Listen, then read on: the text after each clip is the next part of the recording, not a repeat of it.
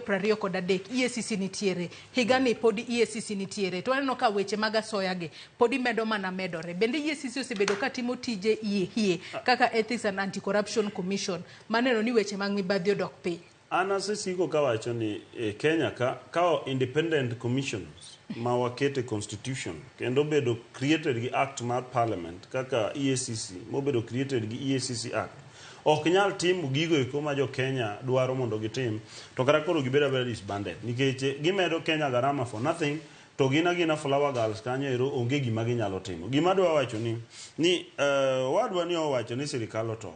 Adieri adwa koni ni ma ndiye wach ma nyaka nyo President William Ruto kaw tich. To jo opposition gi jo activist osiko ni sirkal otop. Corruption en gima nochakre ka Kenyatta nie tich. William Ruto ne nitie sa Kenyatta. Sama moyo tiyo higa 24 corruption ne nitie sirkal. Kibaki no tiyo corruption ne nitie. Uhuru tiyo corruption ne nitie. Koro mar Ruto ni emotop. Gima timore ni systems wa emotop.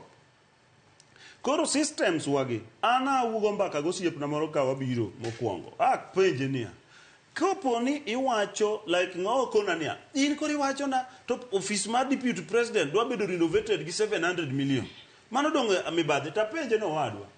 Deputy president ok ndik voucher. Deputy president ok gol gimiluongo ni bill of quantities. Deputy president ok ndik gimiluongo ni budget proposal. Budget nyaka dhi work from the quantity surveyor mathin. Koro corruption ok en top miwinjo wachono. Corruption en system wa. Kan bende minister moro okaw action against gima kama. Activist gemo chako chomo ndara kaka minister no sando jotich moko. Sama nachiwo example moro kane blackout wabedo godo JKIA.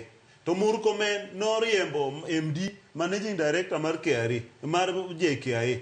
Owada activist gemo nopongo ndara ni ng'acho riembe yo ma ok kare.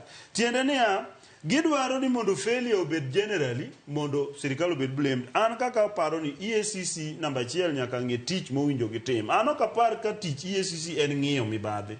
Tich EACC en kedo gi mibadhi. An gima nuoyo kendo awacho abro wache nyaka wach report nitie ke yal en niya EACC no winjo nyiswa ni chieng' ma kama ne wadhi Marakwet kata Homa Bay County to wayudo ni ng'amiluongo ni Kennedy Ondiek en person A ochiwo mibadhi ma siling 200,000 ne ng'amiluongo ni Peter Goro ma en person B.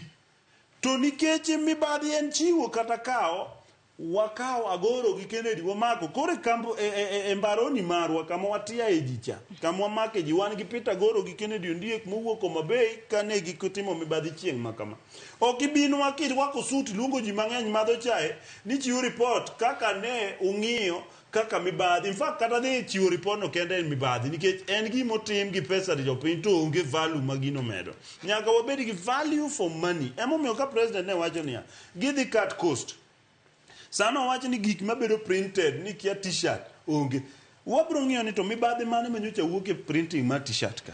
To ere kaka wadhi timo saving mondo mi sirkal obed ni nigi pesa manyalo loso godo barabara, nyalo keto godo pige, nyalo ndiko godo nurses kaka koro ni sani. Kidhi e Public Service Commission, kidhi kata portal mar Public Service Commission.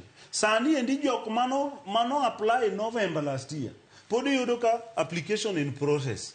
Tiende ni in process nikech podo ginyal bedo shortlisted mondo gidhi mbele mondo gitimne gi interview mondo gibed posted nikech sirkal pod rito mondo chok usuru. Usuru giwacho ni jopiny pay taxes, activists giwacho ni jopiny chulo taxes. Sama president kao tax no be gigo koko. Tax ni be ka president pok oyudo mondo chak timo gini bende gigo koko. To giwacho ni taxes ikaw. So ka wanyalo bedo ni wang'e gima wadwaro. Kidhi e liel nyaka ing'e gima oteri e liel. Gik moko ariyo ndito tero ji e liel. Achiel idhi timo mos ne ng'ama oyudo liel. To nitiere be jomoko madhi mondo chiem. Koro nyaka ing'e ki ng'ama dwa timo mos ting'e kuma joma weg liel nitie. To ki ng'ama dwa chiemo tichekori gi jakata ing'eyo kuma jakata nitie. Ok niya in middle ground ka. Inya end up ni ng'ama idwa timo ne mos ok itimone to kata kucho be yudo ka chiemo bai. So nyaka EACC ng'e gima gidwa timo. Ka gidwa ng'iyo mibadhi to gibed ni ging'iyo mibadhi gibed survey team mang'iyo kaka mibadhi dhi mbele, then wamany team koro madhi kedo gi mibadhi. Duok investigation mar mibadhi kare ne police. To police bende nyaka ng'e niya, ka EACC osechiwo gima alam machal kama, gito koro gi move nade mondo mi koro gi deal gi ng'at miwacho ni nochiwo ni, nikech ka ni chiwo en asoya en corruption. Ka ni ikawo en asoya en corruption. Ka ni nyiso ng'ato mondo kel en asoya en corruption. Ka ng'ato nokelo ni tiri ikawo en asoya en corruption. En four ways. En niya, en dwaro corruption en dwaro soliciting. Idwaro tieni solicit, kata ichiwo tieni give, kata ikawo tieni receive, kata iyudo. Tiende ni kiyudo gimoro man gi value ok ochuno bed pesa. Ng'ato mibadhi timore kata niya, jaber insani luongo wabedo ka wago mbaka. Kopo ni twak na ok omori, tigona chimu bang' tikona ni Ken, ito ne ok iwuoyo maber. Tadhi de akelo ni kata na wine, anyiewo ni wine akon jaber. Sawa, luonga next time. Mani ng'e ni mibadhi.